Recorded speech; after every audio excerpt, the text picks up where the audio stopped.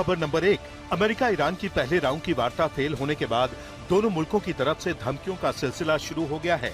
अमेरिकी राष्ट्रपति ने होर्मुज स्ट्रेट को ईरानी जहाजों के लिए ब्लॉक करने का आदेश दिया है। अमेरिका के सैन्य एक्शन से दोनों मुल्क आमने सामने हैं। 28 फरवरी को जंग शुरू होने के बाद से ईरान ने होर्मुज को ब्लॉक कर रखा है।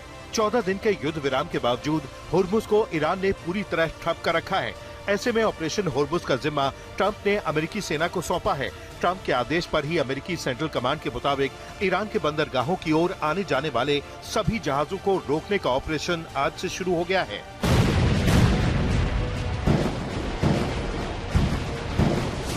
खबर नंबर 2, वॉल स्ट्रीट जर्नल की रिपोर्ट के मुताबिक एक बार फिर अमेरिका और ईरान के बीच महायुद्ध छिड़ सकता है। रिपोर्ट में कहा गया है कि सेना के टॉप अफसरों और सलाहकारों के साथ ट्रंप ने ईरान पर दोबारा एयर स्ट्राइक के विकल्पों पर लंबी चर्चा की है। इन विकल्पों में ईरान की ऑयल रिफाइनरी और खाद द्वीप पर भी मंथन हुआ। व्हाइट हाउस की तरफ से कहा गया है कि राष्ट्रपति के पास कई विकल्प मौजूद हैं और हालात के हिसाब से ट्रंप ईरान के खिलाफ आगे का फैसला लेंगे।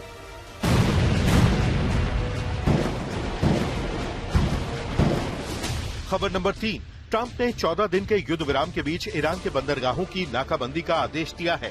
दूसरी तरफ ट्रंप ने ऐलान किया है कि ईरान को किसी भी सूरत में परमाणु हथियार नहीं रखने दिया जाएगा। ट्रंप के मुताबिक ईरान परमाणु हथियार हासिल करना चाहता है, लेकिन अमेरिका इसे होने नहीं देगा। ईरान के पास परमाणु हथियार नहीं होगा और इस पर कोई समझौता नहीं किया जाएगा।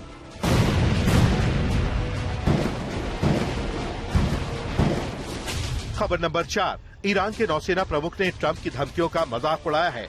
ईरानी नौसेना के commander rear admiral Shahram Irani ने कहा, इस्लामिक रिपब्लिक ऑफ ईरान की नौसेना के बहादुर जवान क्षेत्र में आक्रमणकारी अमेरिकी सेना की सभी गतिविधियों पर नजर रख रहे हैं। अगर ईरान के खिलाफ शर्मनाक हार के बाद अमेरिकी राष्ट्रपति नाकाबंदी के बारे में सोच रहे हैं तो ये हास्यास्पद है। ईरान की सेना होर्मुज में किसी भी सैन्य एक्शन का मुंह तोड़ जवाब देगी। एक बार फिर अमेरिकी राष्ट्रपति को मुंह की खानी पड़ेगी।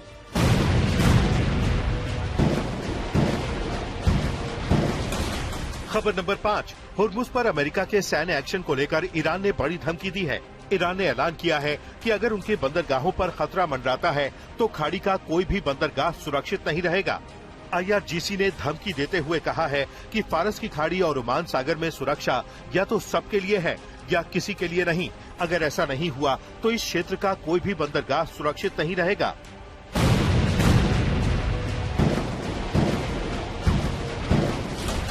खबर नंबर 6, ईरान की नाकाबंदी को लेकर चीन का बड़ा बयान आया है। चीन ने अमेरिका से संयम बरतने की अपील की है।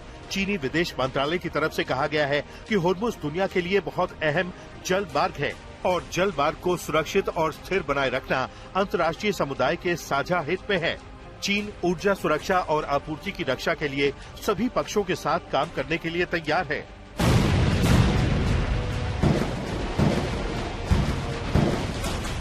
खबर नंबर 7, ईरान अमेरिका टकराव में पुतिन की एंट्री। रूस के राष्ट्रपति बोले, अमेरिका और ईरान के बीच मध्यस्थता के लिए तैयार हैं।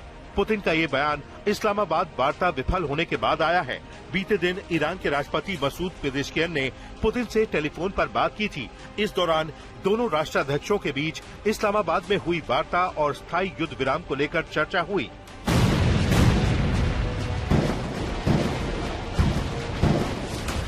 खबर नंबर 8, ईरान के साथ वार्ता विफल होने के बाद ट्रंप ने ईसाइयों के सर्वोच्च धर्मगुरु पोप पर जमकर निशाना साधा। ट्रंप ने सोशल मीडिया पर लिखा, पोप लियो अपराध के मामले में कमजोर हैं और विदेश नीति के लिए बहुत बुरे हैं। आज पोप परमाणु हथियार वाले ईरान का समर्थन कर रहे हैं। मैं उन्हें पसंद नहीं करता हूं। यही नहीं, ट्रंप ने एक AI तस्वीर शेयर की है जिसमें वो यीशु मसीह की तरह दिखाई दे रहे हैं। वहीं पोप ने ट्रंप के आरोपों का जवाब देते हुए कहा, मैं शांति की अपील करता रहूंगा, मैं कोई राजनेता नहीं।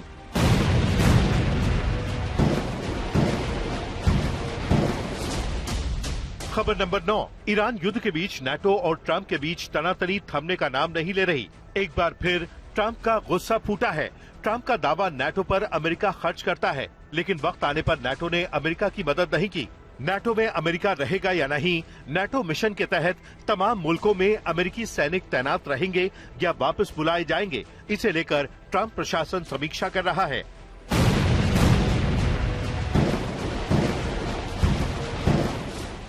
खबर नंबर 10, लेबनान पर इजराइल के हमले जारी हैं। इजरायली सेना ने साउथ लेबनान के बिन्त जबील इलाके में ग्राउंड ऑपरेशन शुरू कर दिया है। वहीं ईरान और पाकिस्तान का कहना है कि युद्ध विराम की शर्तों में लेबनान शामिल है, लेकिन इजराइल के प्रधानमंत्री नेतन्याहू ने इस दावे को खारिज कर दिया है। नेतन्याहू के मुताबिक लेबनान में कोई सीजफायर नहीं है और इजराइल हिजबुल्लाह पर हमला जारी रखेगा। अमेरिका का स्टैंड भी यही है कि युद्ध विराम की शर्तों में लेबनान शामिल नहीं है।